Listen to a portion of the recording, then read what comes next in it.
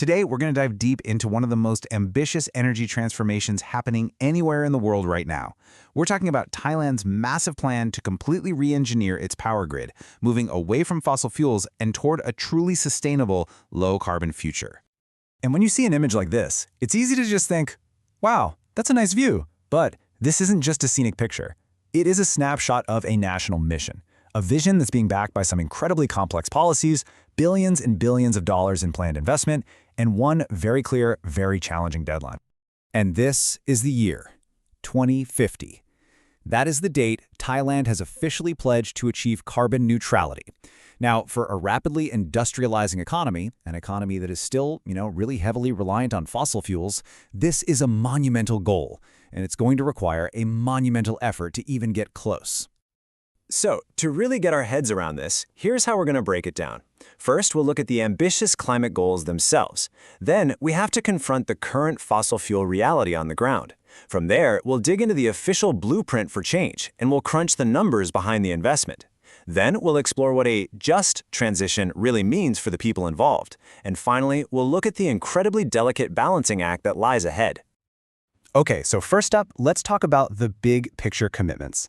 To really understand the why behind this whole massive shift, you have to look at the international pledges that are setting the pace for this entire national transformation. So here they are. These are the official targets Thailand submitted under the Paris Agreement. You've got a near-term goal to slash emissions by up to 40% by 2030. That's right around the corner. Then you have that critical milestone, carbon neutrality by 2050.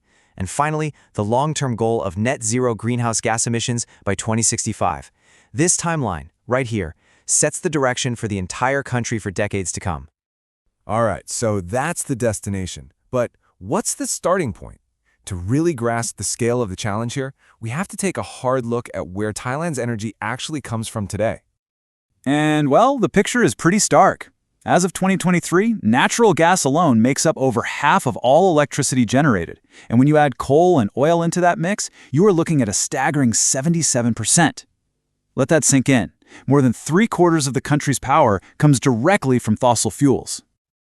And this isn't some recent development. This chart shows you exactly how the reliance on fossil fuels, especially natural gas, has been the engine of Thailand's growth for decades. This deep dependency is the very system that they now have to completely unwind. But here's the thing. This isn't just an emissions problem. It is a major energy security problem. This number, 57.4%, that's the portion of the country's total energy supply that has to be imported from other countries. That kind of reliance exposes the entire economy to global price shocks and, geopolitical instability. It's a huge vulnerability. And here it is, the bottom line. This heavy reliance on imported fossil fuels makes the energy sector the single largest source of greenhouse gas emissions. It's responsible for a full 60% of the country's total output. So it's pretty simple. If you want to tackle climate change in Thailand, you absolutely have to start with energy. So you're faced with this massive challenge. How do you even begin to respond? Well, the government has developed a multi-layered policy framework to steer this transition. And this isn't just a single law or a simple idea. It is a comprehensive master plan. The whole strategy actually begins at the very highest level with the 13th National Economic and Social Development Plan. And if you look at Pillar D right there, it says, transitioning production and consumption towards sustainability. This is huge because it links clean energy directly to core national interests, things like economic competitiveness and social fairness. This high-level vision is then translated into specific targets under the National Energy Plan. And it's a multi-pronged attack, improving energy efficiency, electrifying transport, and seriously ramping up renewables. It also includes a plan to fundamentally reform the system through what they call the 4D1E framework. That's digitalization, decarbonization, decentralization, deregulation, and electrification. It's a whole system overhaul. And this timeline really shows you the practical roadmap for the power sector.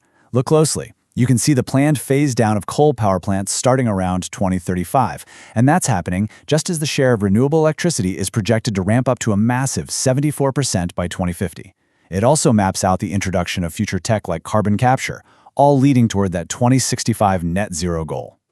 Okay, so we've seen the high-level plan. Now let's drill down into the price tag and the specific targets that truly define the scale of this transition. This is where the ambition really meets the balance sheet. This number is a critical target from the Power Development Plan. By 2037, the goal is for renewables to make up 51% of all new electricity generation. And that word new is so important. It's a policy designed to make sure that as Thailand's economy grows, all of that new growth is powered by clean energy. And achieving that 51% goal, well, it's going to require a massive and sustained wave of investment. This chart breaks it all down, year by year. You can see these huge spikes in investment planned for the late 2020s and early 2030s. And see that dark blue? That's solar power, which is set to get the largest, most consistent capital injection. So what's the total price tag? The investment needed just for new renewables between 2022 and 2037 is estimated at over 779 billion Thai baht. To put that in perspective for you, that's roughly 22 billion US dollars. That is a clear, powerful signal of the massive financial commitment behind this plan. Now, a huge piece of this transition is electrifying transport. This is being guided by the government's ambitious 30 at 30 policy, which you can see laid out here in 3 phases. The goal is pretty simple, for 30% of all vehicles produced in Thailand to be zero-emission vehicles, or ZEVs, by the year 2030. And by 2030, the policy's final phase aims for an annual domestic output of 725,000 electric vehicles. Now, this isn't just about emissions. This is a major industrial strategy. They're building on Thailand's existing strength as a traditional auto manufacturing hub to pivot and become a leader in EVs for the entire region. It's a really smart play. Of course, more EVs need more chargers. And this chart shows 2 really interesting competing trends. The blue bars show that charging points are growing incredibly fast, but the yellow dots, which represent the ratio of EVs per charger, are also rising. What that means is that the infrastructure is still playing catch-up. There's a gap to close to really support the EV boom they're planning for. So, we've covered the technology, we've looked at the targets, we've talked about the finances, but what does this monumental shift actually mean for the people of Thailand? This is where we have to talk about making sure the transition is not just green, but also fair. And this is the central question of what's known as a just transition. The whole idea is to manage this huge shift to a green economy in a way that is as fair and inclusive as possible for everyone, maximizing the benefits and, crucially, minimizing the hardships for workers and communities.